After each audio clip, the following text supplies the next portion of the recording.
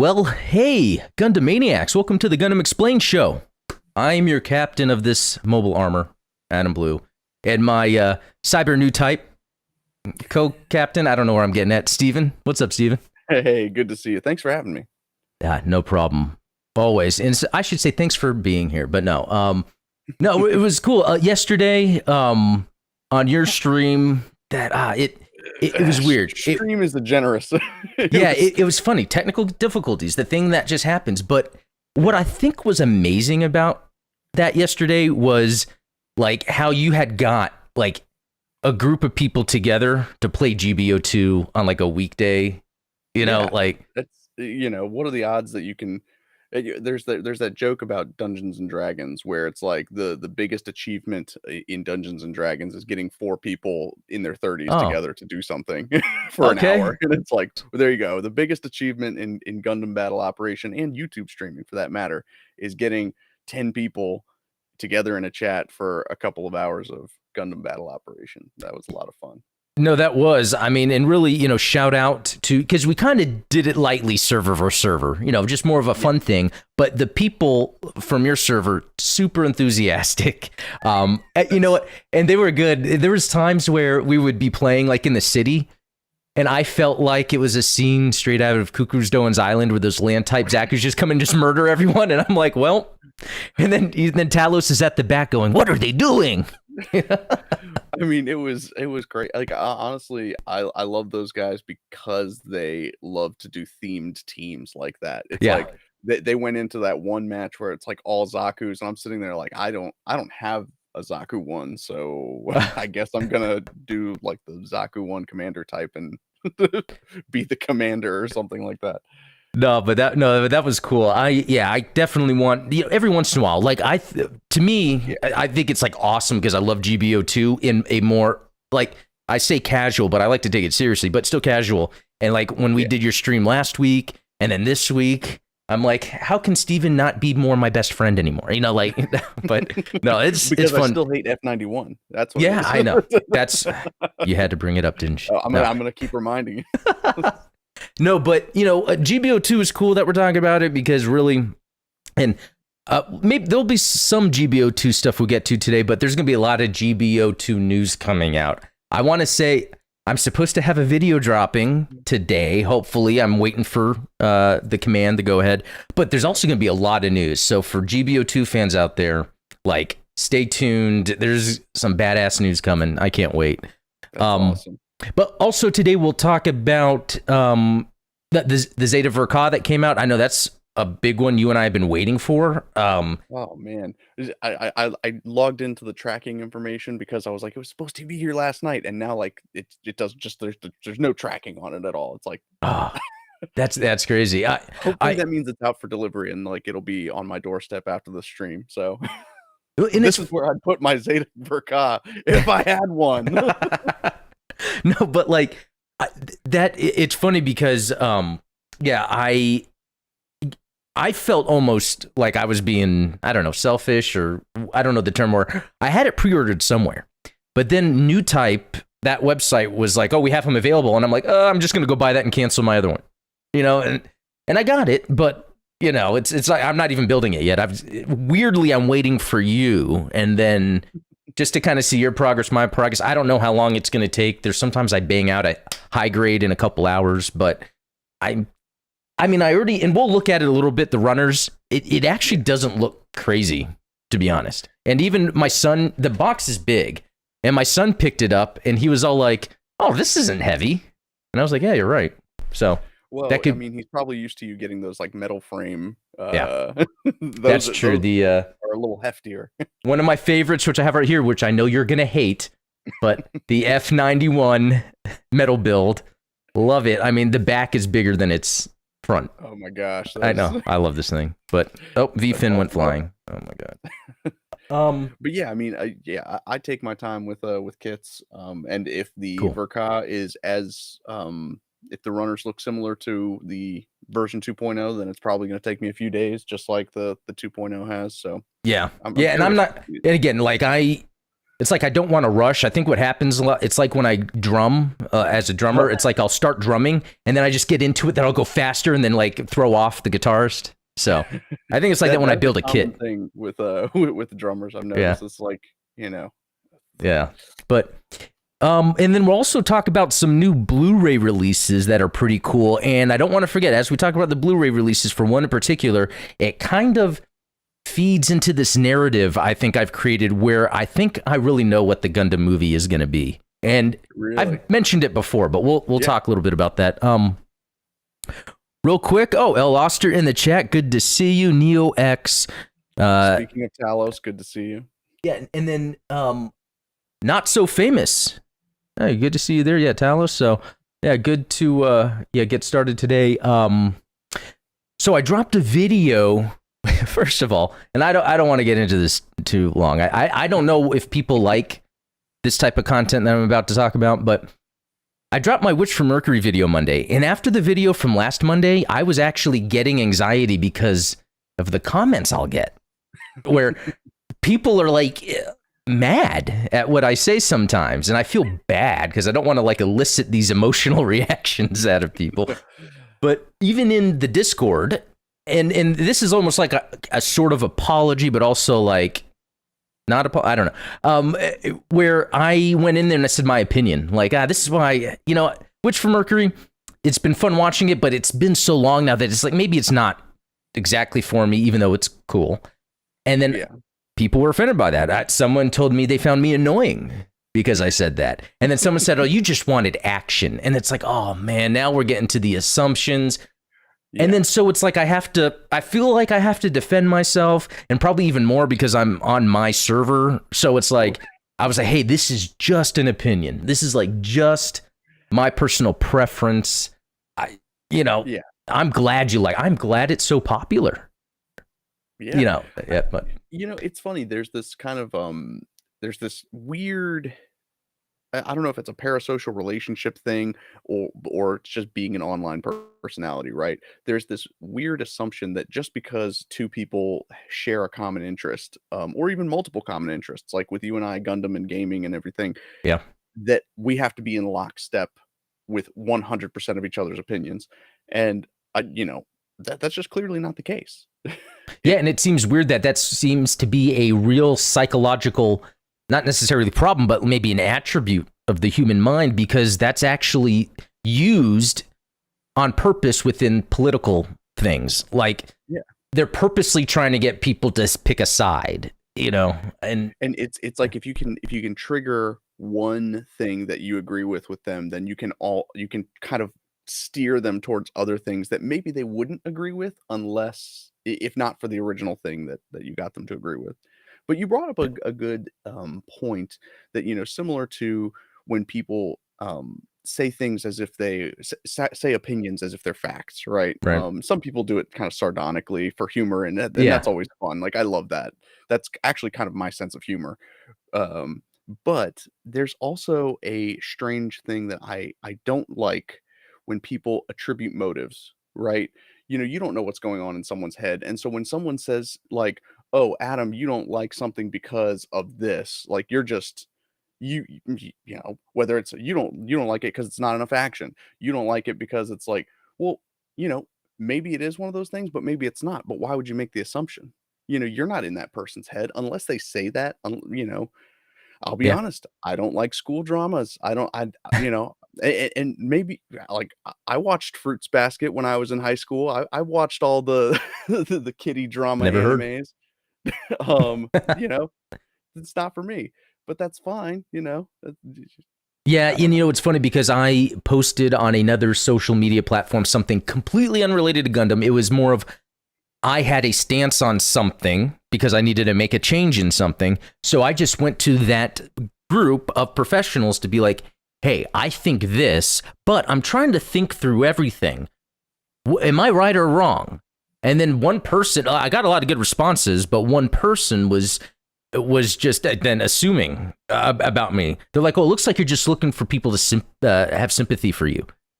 I'm like, no. I'm bringing this up because I legitimately want to know if I need to change this habit or do this, because I'm being, I'm in. And so I responded to the person saying no. And because they said, your question is frustrating, almost like the person in the Discord saying, what you're saying is annoying. It's like, no, I don't want to elicit some emotional response out of you. I'm just asking based on these parameters. And then I even followed up later saying, look, it looks like you're trying to dig in more to me, but look, I could probably type paragraphs and paragraphs of the emotional distress I'm going through because of this, but that's not what this is about. Yeah. And then they ended like, okay, well, hopefully you get your information. It's like, oh my God. It's like I had to go through all that just to... But the least they could have done is actually answer your original question. yeah, just do that and then leave. And I guess there's then that catch-22. I always say, don't get involved with this stuff.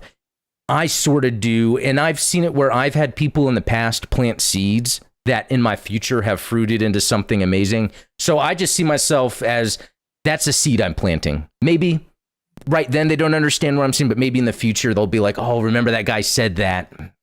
Maybe I am being mean, so I don't know. Yeah. And especially interactions online, it's like you're always cognizant of that third party. Sometimes the person you're talking to isn't the person you're answering, but it's the person who's reading your comments and your responses. So yeah, and so that's just to say, when people are in my Discord, if I'm ever defending myself, please don't take it as personal as you may be taking my opinion.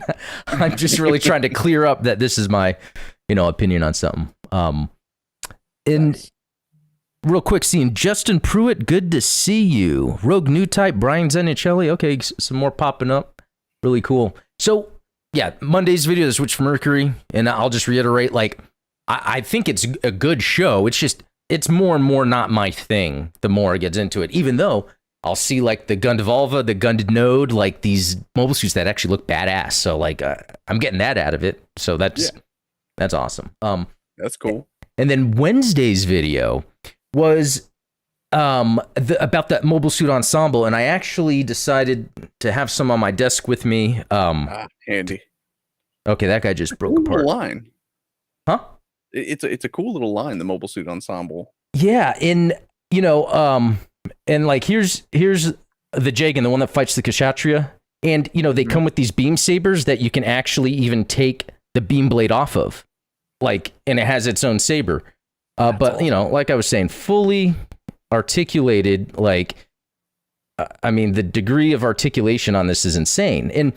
And for those that watched the video, I showed a picture of a Gashapon I got, in the late 80s as a kid, that was a little chunky robot with holes in it to plug in things. And it's pretty cool. Did it trigger a memory? And that's why then, I got, into this, and I find that fascinating because then something else happened that I just realized yesterday. So I was driving with my youngest to go pick up my oldest, and I was like, what's some cool music I should put on for him to listen to? I was like, I'll put on the Crazy Taxi soundtrack. If you remember that. When Crazy Taxi came out, that was the first time I think I understood music outside of video game music, because I love video game music growing up. But once I heard the Crazy Taxi soundtrack, I was hearing The Offspring play music that I was like, that's not The Offspring. Don't they do that Pretty Fly music? But no, it was fast punk. And it was Crazy Taxi that got me into guitar. Eventually drums. I love the fast drums.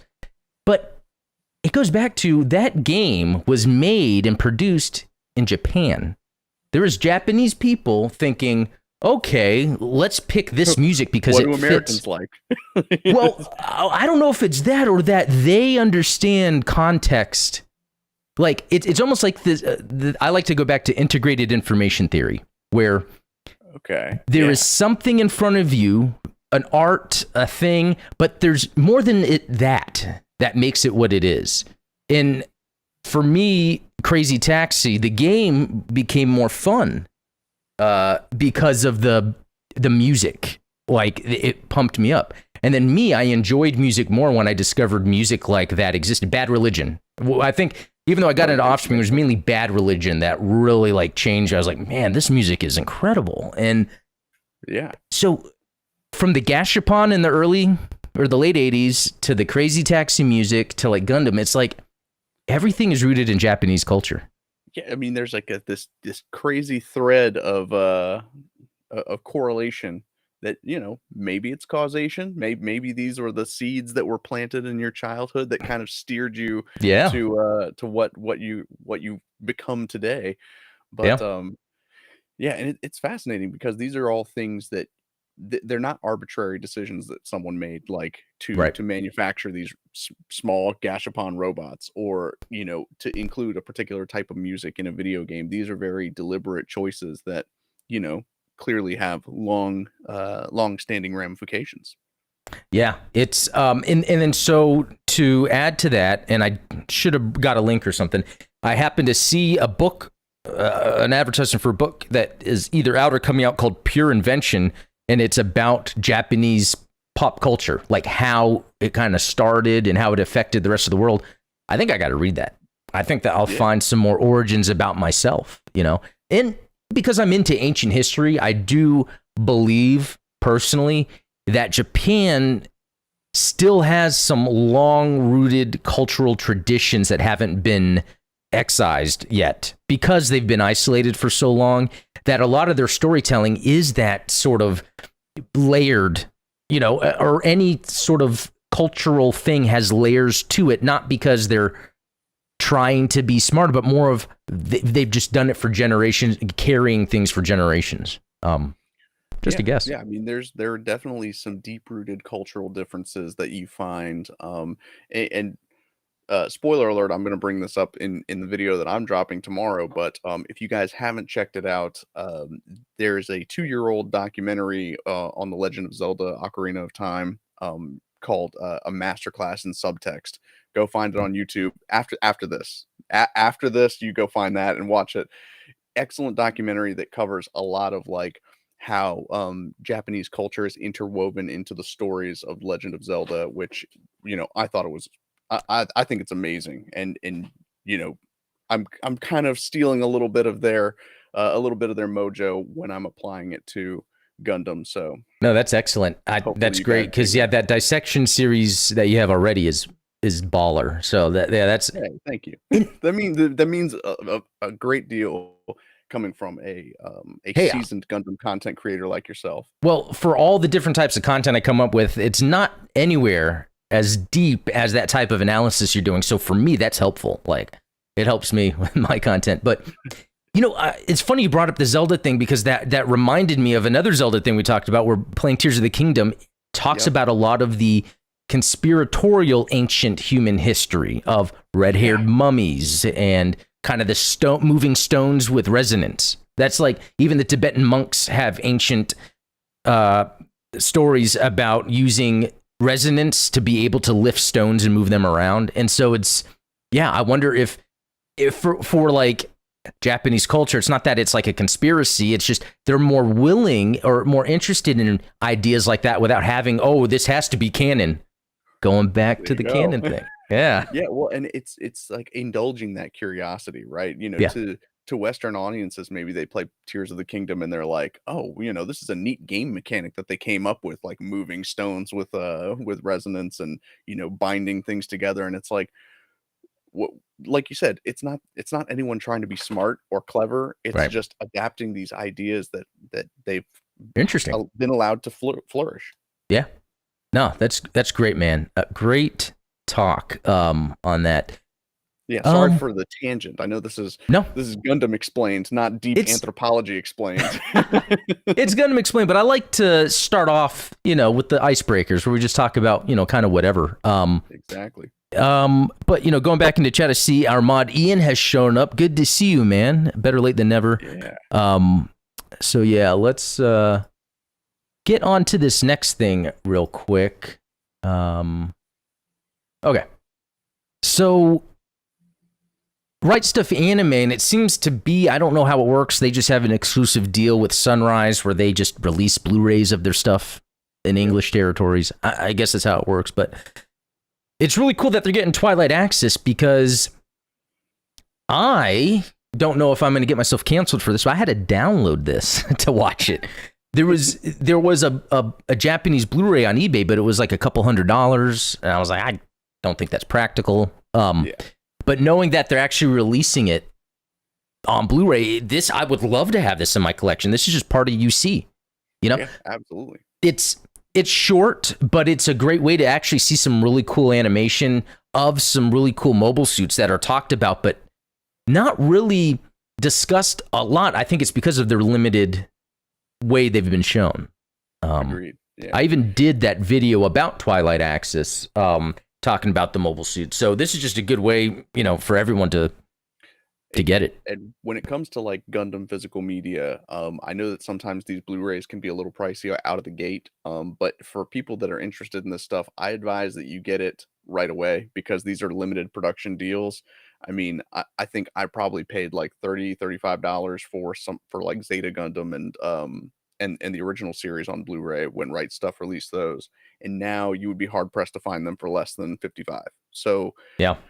And I think it goes through waves where it's like they come out at a decent price and then they put them on sale because no one's buying it.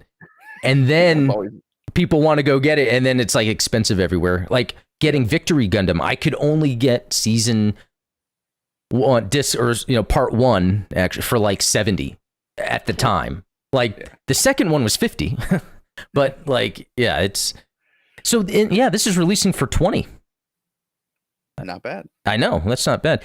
So like you said, it's a shorter OVA.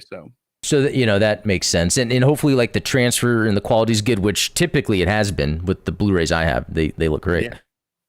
Yeah. So this other one is cool. So this is the Gunpla Builders Beginning G, and I actually did watch this, and it was I just watched it maybe a month ago when I was like, I want to get into the Build Fighter stuff. So I started with that, and it was actually entertaining. But it's cool to see now that $20 coming out on Blu-ray. It's got some fun suits in it. Yeah, that's what I like about it, and just seeing.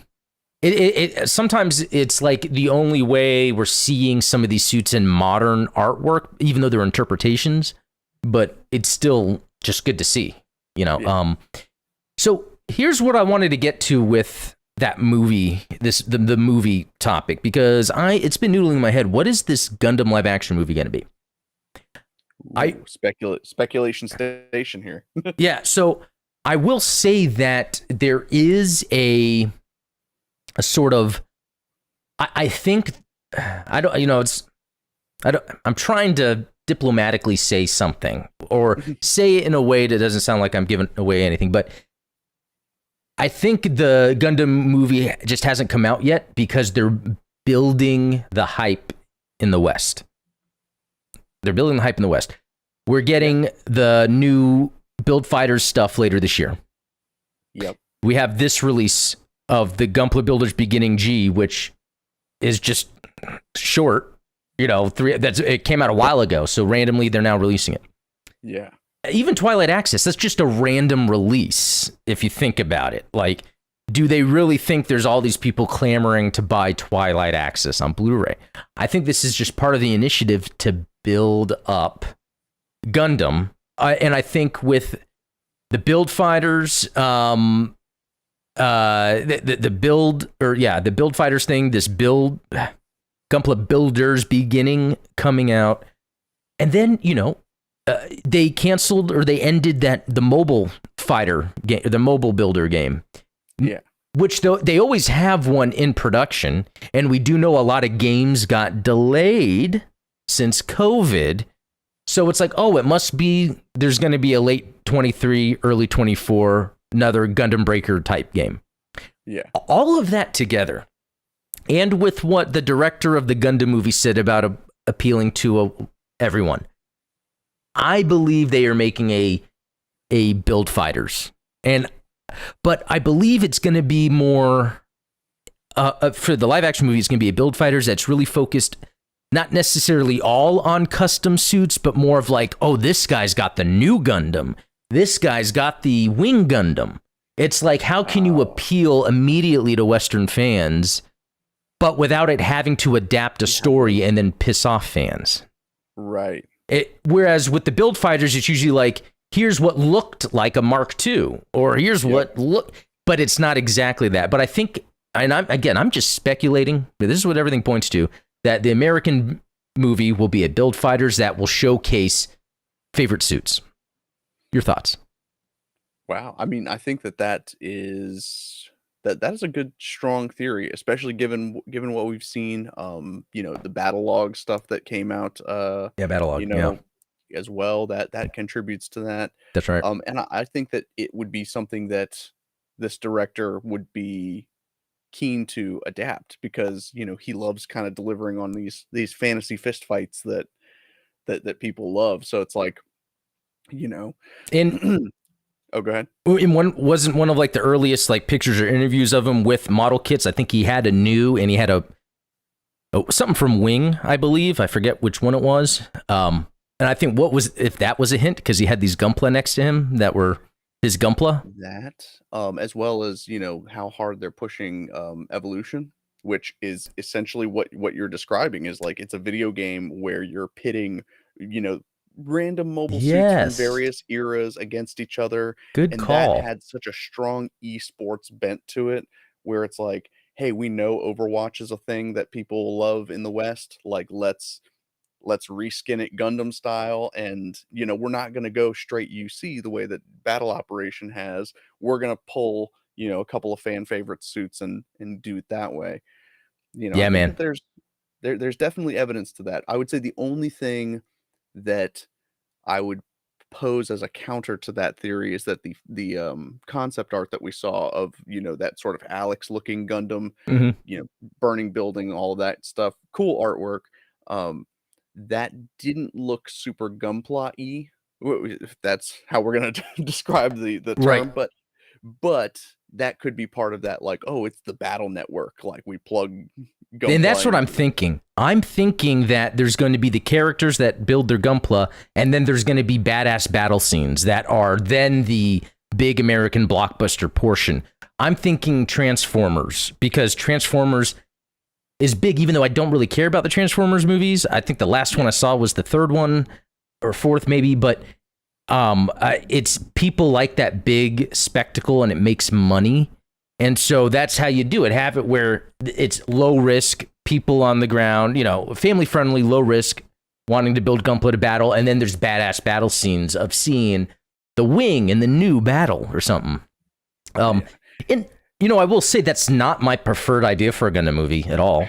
Yeah, I mean, you But and I have talked about, like, "Oh, we just want 0079." yeah, like a Gareth Edwards 0079. I think it's like a simple way to like describe, but Yeah. I am fine with this, just like I was talking about with Witch for Mercury. Not, I'm losing interest in it, but I'm glad it's making Gundam because it's funny how I will meet young people that would have started with Wing and then they're like, oh, you see all the way. It's Yeah. so it's like eventually I think you maybe mature is the wrong word, but you then get into UC and then you start seeing the depth that it has in terms of the world, especially if you're a hard sci-fi fan. Like it really has that core to it. So, oh yeah, Rogue New Type saying just a simple 0079 movie trilogy is all we need. And that's the thing. And I've said this before. If I was able to make it, I would almost do shot for a lot of it on purpose because it's almost like recreating what the animators were framing on a cell. But what if that was live action? It would be just as good. Amuro coming down with the beam saber after, slicing the Zaku. And another aspect too that I always think about that this is like if I was to pitch the Gundam movie, this would be in my head. It's make the RX-78-2 the main character without it talking ever. Like the beginning when Tem Ray is talking about the development, and then as he's talking, the camera's just slowly zooming in on the RX-72 just laying on the bed of the truck.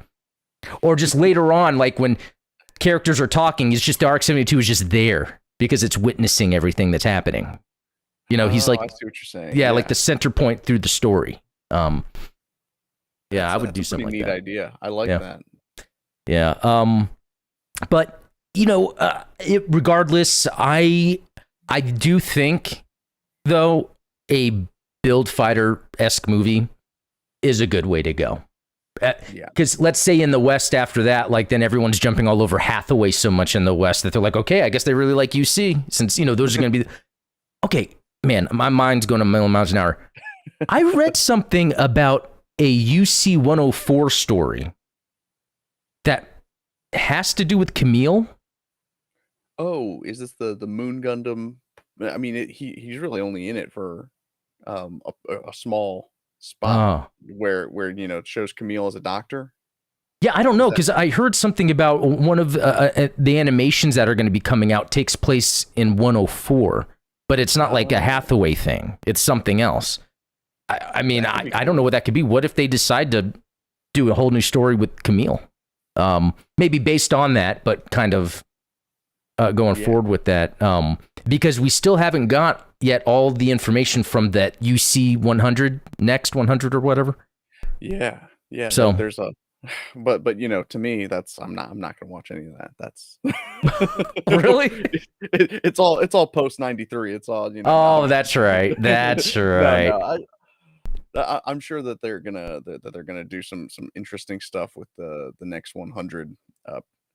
Whatever this initiative that they've got planned. Yeah, I mean, just as a recent Gundam fan, in a way, like them then releasing Hathaway and then Kukuru's Doan's Island, it's like, man, this stuff is excellent. And a lot of it, going back to sort of that debate about canon and in trying to make things fit within the original 0079, I think a lot of it, I brought this up last week, is I think that there's sort of interpretations of the events that happened during the 1 Year War. And I think that when you look at things like Thunderbolt, or you look at things like the Origin, you might be just seeing the side, like their side of the story. And, coming from an oral tradition like Japan, everyone knows the story of like the Iliad, for instance, but everyone kind of tells it slightly differently. Like maybe Odysseus was here, maybe Achilles was there,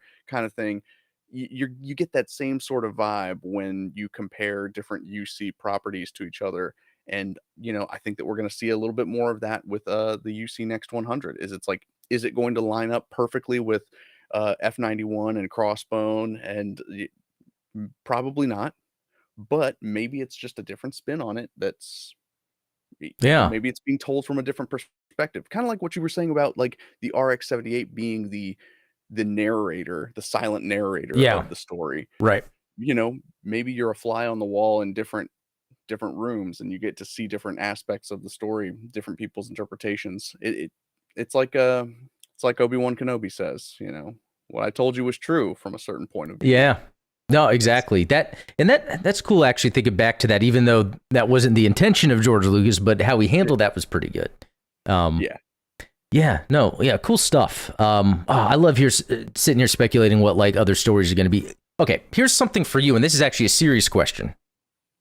Is it anything after Char's counterattack you just don't care for?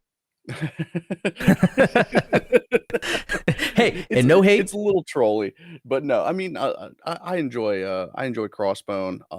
I couldn't get into F91. I don't know why. And maybe it was because it was kind of breakneck pace. Yep. There's that no development with it. And then Victory. I couldn't stand Uso as a protagonist. Wow. So, and I know a lot of people feel the same way about Camille. So, what? That's true. Fair deal. That is true. Yeah. But that's interesting. Because there's something about when I think of things like F91 and Victory, like to me, it's as if I set myself in early UC and that's the future. And I'm like, oh, the future. And so when I see the F91, I'm like, wow, that's the future of UC.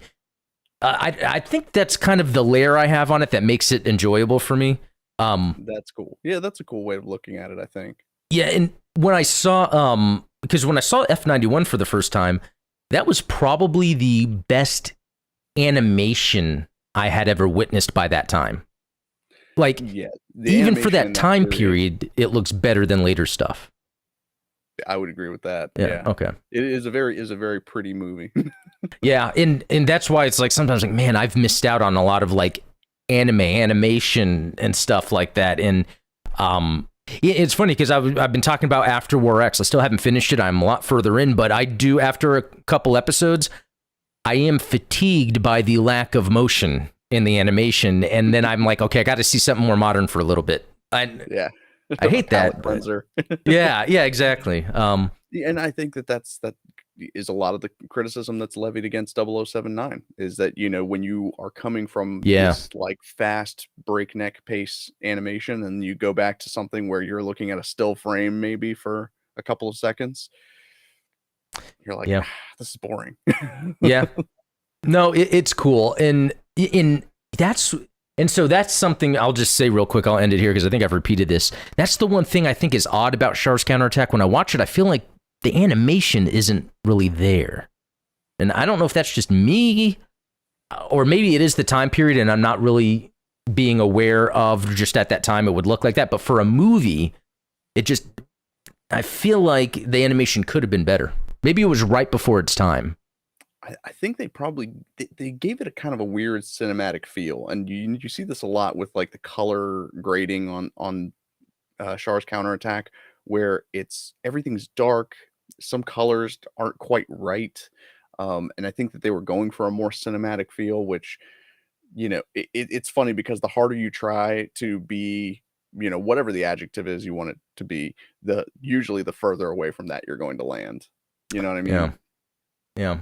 No, but yes. No hate. Even though I always feel like I'm hating on it, but I just built that mobile suit ensemble new, and it has an accessory pack, so you can put on its back binder fin funnels and funnels rocket. I was gonna say you don't see the bazooka used very often on the new Gundam. No, but like it's. What I like about it though is it brings me back to my childhood. I like where I can equip weapons all over. Like they're suited up, for whatever. Okay, so we're moving on real quick. The Zeta Verka. I am so happy that I got it in. I know many other more prominent people have already gotten it. Oh yeah, there we go. Camera. I was gonna say, just looking at the box, honestly, looks somewhat smaller than the 2.0. And you know what? I gotta appreciate they both have their own style of art. Like yours, that 2.0 is kind of like the classic Gunpla art, and this is obviously the Katoki, right. And but I love that like soft, almost watercolor look on the it is reminiscent to like old Gundam, Yas, or I forget his full name. Yeah, Yasuhiko. Yasuhiko. Yeah, his type of work. And so just real quick, like the runners, it's not too crazy. Like when I looked at this, I was like, oh, you know what? Not too bad. It's what you'd expect. Oh, you know what? I planned a joke. Oh, what's that? It's always nice when you can see like recognizable parts. Like it's like you look at that and it's like, yes, that is the leg armor. It's like, I'll be able to get through that. I don't know. There's something with this like anxiety a little bit where you see everything. You're like, oh God, I gotta. But I was gonna joke and I forgot to set it up where I'm like, how do I do this to make it funny? Uh-oh. I was gonna be like, and then the decals, and then I was gonna pull out like all my decals to make it seem like it had like a whole bunch, because in a way it kind of does, and it's kind of scary, but those are my favorite. I love putting the real type markings. Yeah, I forgot I bought just recently some more crossbone to put on the mobile suit ensemble. Very nice. But no, anyway. So within this, it's got a nice thick boy of a book here. Yeah, that is a hefty manual. Full color. It's got good shots and pictures. I love that. So then I can look at what is maybe not included color-wise, so that I can, custom for that. Man, and then looking at its white Wave Rider mode, like I cannot wait. Like part of me, and I just don't think it's logical right now, wanted to buy two. So I could have one in Wave Rider mode at all times.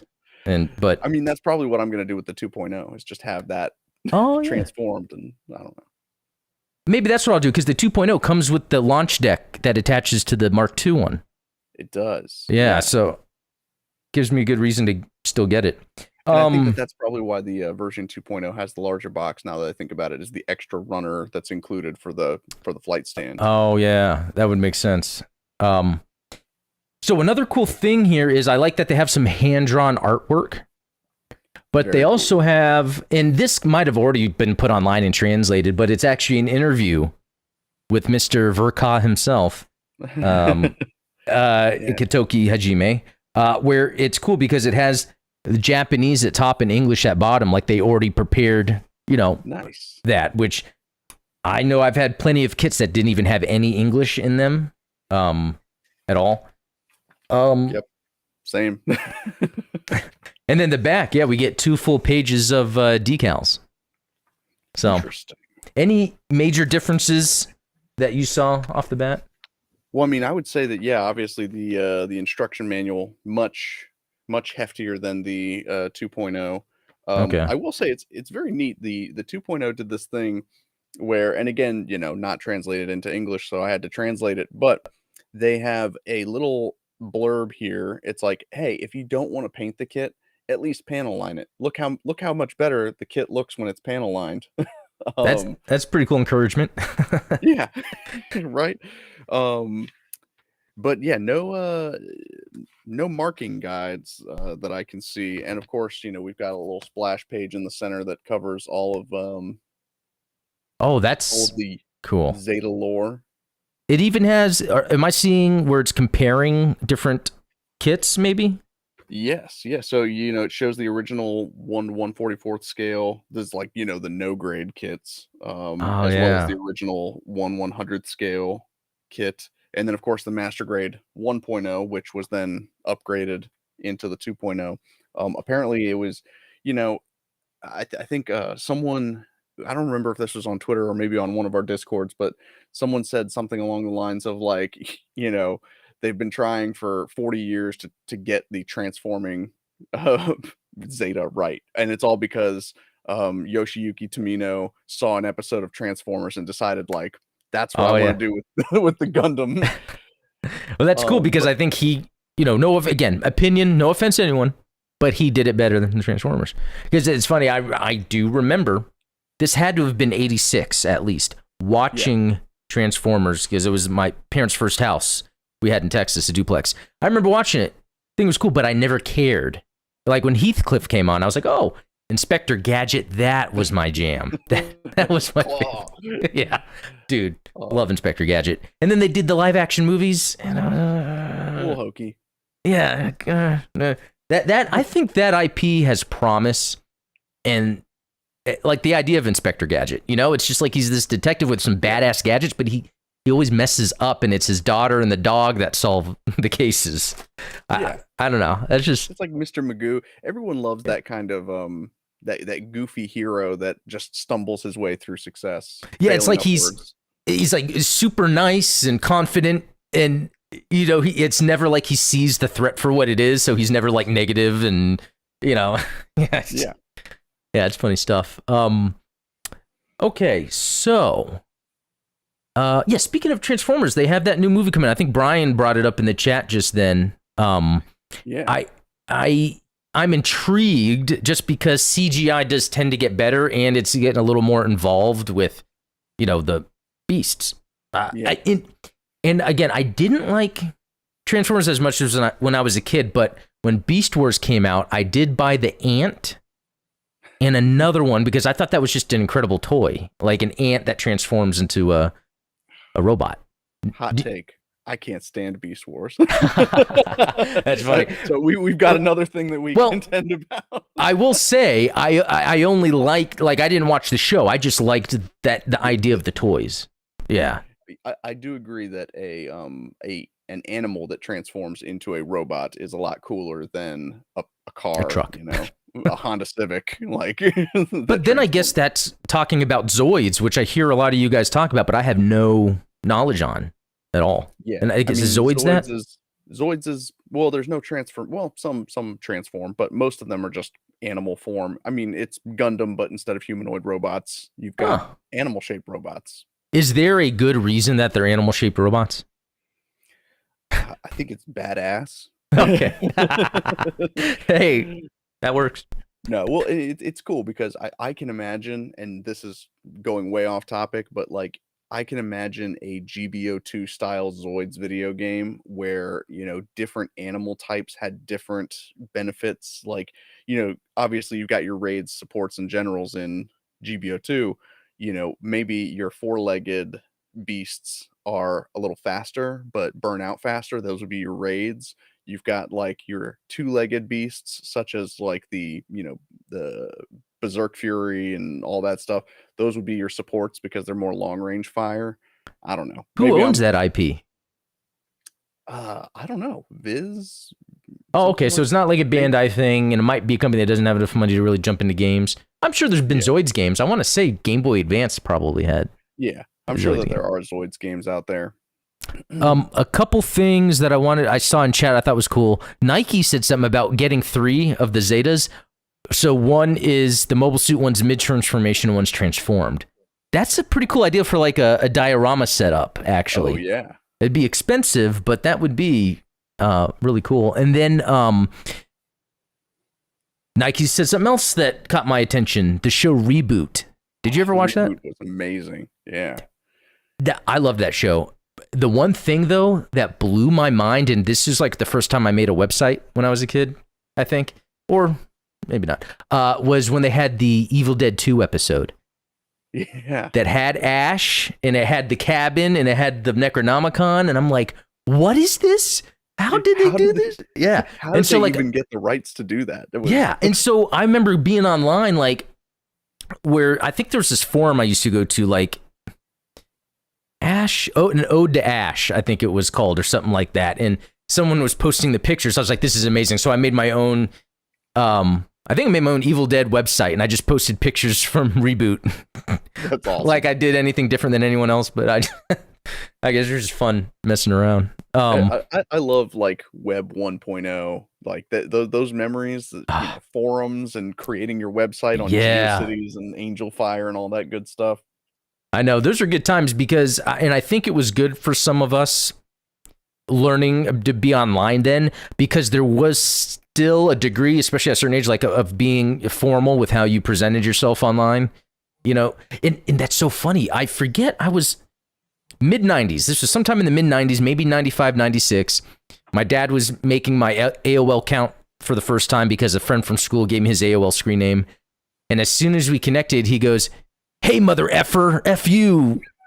And on one hand, it's like, okay, this is that personality type online already being created in the 90s, even though he didn't mean to be that way.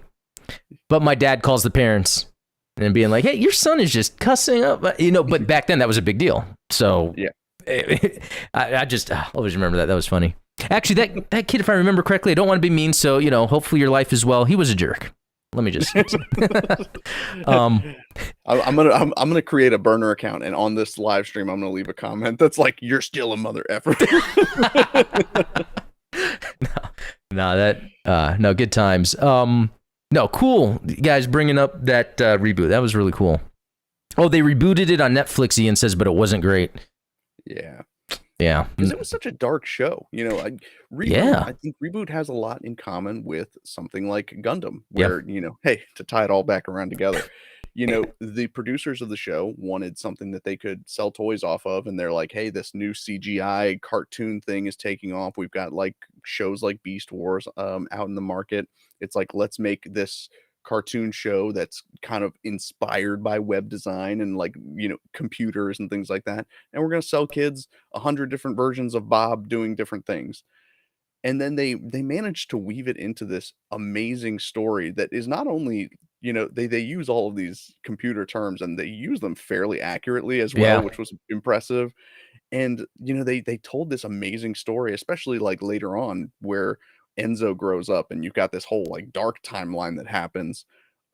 It's very similar to what Tomino and Yasuhiko did, where it's like, hey, we're just trying to create we want Gigantor. Can you make us Gigantor money? Like if we give you like you make a cartoon that's like Astro Boy where you got robots, we're going to sell the robots and make a lot of money. And he's like, I'm going to take that money and I'm going to make this epic war drama that no one is expecting. Yeah.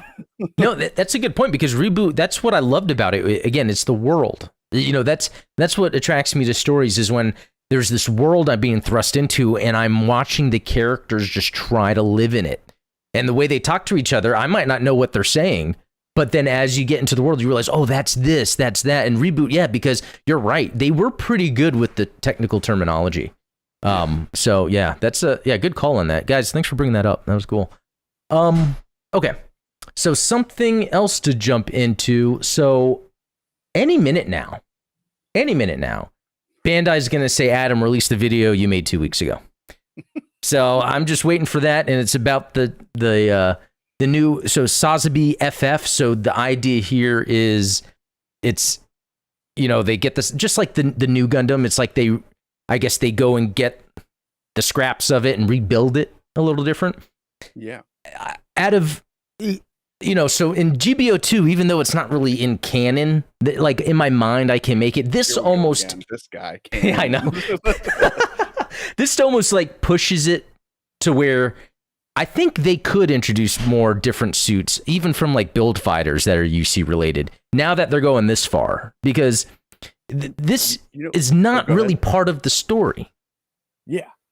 Yeah. Yeah. No, so I'm glad that you bring this up, because honestly, with the new Gundam FF, where you've got the giant funnel and everything, remember that they didn't release that as a high grade. They only came out with a real grade and an entry grade. That's another thing that Bandai has been doing. They've been pushing the entry grades more often. You've got a lot more entries into that line. I would love to see this Sazabi as an entry grade. That would be a very advanced entry grade, but I would build the heck out of it. That is something that ties into your theory about the movie being a build fighters associated thing. Is like, we're gonna make entry grade kits of all the mobile suits in the build, I want to say build fighters movie. It's like, you've already sold me on the idea. But no, you're right. That would be the way to go here, especially we're seeing them in Target. They pop up in Target. That's like the best place to. Yeah, and Target had that giant Gundam Universe Sazabi, in the first place. So what's cool about this is, it's a 4-star support, which this gets into like the technical details that we're not too familiar with, where apparently there's certain, I can't tell you what 4-star means, but there's certain suits that are 4-star that appear like at a certain time of the year. And so like people in the GBO2 forums like, oh, I can't wait for what the 4-star is going to be, and so it's cool that people then are excited about that. I was able to, make a video, things provided by Bandai Namco Entertainment America of like stuff. Normally we'd have it out early, but I think just because it could be that a PC release is imminent, I don't know, that they were kind of late in approving the video, but my video should be up today, I think, because the suit's already out. I'm just waiting. Yeah. It's kind of funny how the timing of that. I mean, wasn't there some kind of like leak or accidental post regarding it? It wasn't. Yeah, exactly. So. Yeah. So no, but that's cool. And I gotta say, Bandai is super serious about GBO2 and continuing to push it, especially when it comes on PC. So for those who are like, well, it's already been out on PlayStation for 5 years, like they're going to make it worthwhile to play on PC and to really gather a large following. So I'm excited about that, because it's, we got that Breaker Mobile, which a lot of people like, just sort of has, been canceled off. But this shows that it's got strong legs, and, that's awesome. Let's see. And the other part, which I think I can talk about because it's already posted, it's only posted in Japan, is there's going to be a new EMP feature, but this will only be for custom matches, and it's just, a way where you can do an EMP blast. I think it's supposed to be like, like artillery, but you can get this limited EMP blast will shut down all the mobile suits except for your allies. That's pretty cool. The other feature they're adding is where you can spawn on your allies, which I think that is a cool idea when you're wanting to do custom matches with people. It kind of makes it a lot more like when we were doing, it was either, I think we were playing where we would just spawn in the same spot and just kind of battle. Like, it was just kind of fun. I like the brawl format, because you look at the map and it's like, okay, I see everyone's gathered right here. I'm just gonna drop it. Like, why would you drop on the opposite side of the map? I know, even though like I can get ganged up on easily, it's just it's just, hey, I can maybe get 3 people caught in my heavy swing, and I just... Right. Well, I was watching a GBO2 stream that they actually these guys came up with a brilliant idea that I hope that Bandai Namco Entertainment are listening to them, because they came up with the idea of land battles where it's like, you've got the Dabde and like the big tray, and the land ship itself is a spawn point. So maybe they start on opposite ends of the map, like, oh, and they're moving normal, but then as the ship moves around, you can spawn on the ship, and then imagine your space battles. You've got like, the Argama versus the Alexandria, and it's like the ships are moving through space. That would be pretty sweet. And for the artillery type thing, it's where on these ships there'll be a countdown for these turrets you can sit in that have like long range mega beam particles. Like, so a pilot would have to go dock their mobile suit, get in, and then they can use the idea is you could take out some mobile suits or try to continue to damage the ship, because I guess you win by damaging it all the way. Yeah, I mean, wow. What could even be the base detonation? If it's a basic match, like, oh, the objective is to detonate the ship. Plant a bomb on the ship to blow it up. I don't know. Yeah, especially if it could happen that fast, so people really have to be on their toes.